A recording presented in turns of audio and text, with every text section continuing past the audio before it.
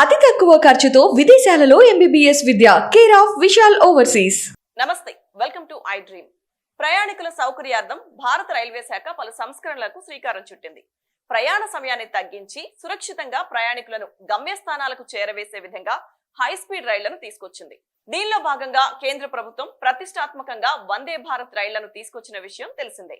అయితే వందే భారత్ రైళ్ల రంగు మారనుంది.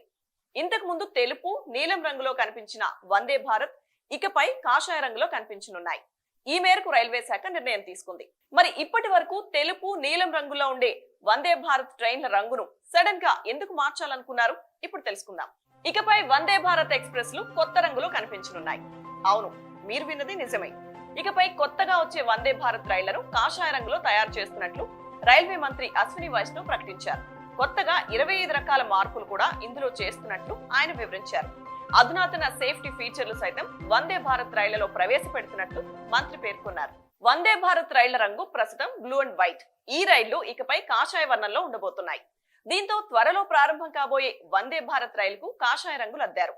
చెన్నై ఇంటిగ్రల్ కోచ్ ఫ్యాక్టరీలో కాషాయ రంగుతో ఉన్న వందే భారత్ రైలును కేంద్ర రైల్వే మంత్రి అశ్విని వైష్ణవ్ శనివారం పరిశీలించారు. దీనికి సంబంధించిన ఫోటోలు సోషల్ మీడియాలో వైరల్ గా మారాయి.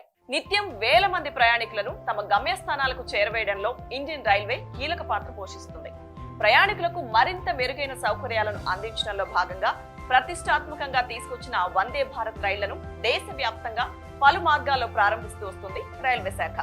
మొట్టమొదటి రైలును న్యూఢిల్లీ, వారణాసి మధ్య ప్రారంభించారు.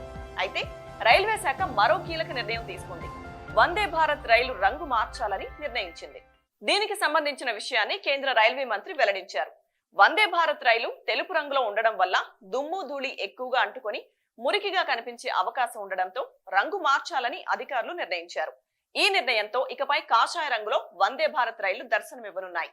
వందే భారత్ రైలు కొత్త రంగును జాతీయ త్రివర్ణ పతాకం నుంచి స్ఫూర్తిగా తీసుకున్నట్లు కేంద్ర రైల్వే మంత్రి వెల్లడించారు.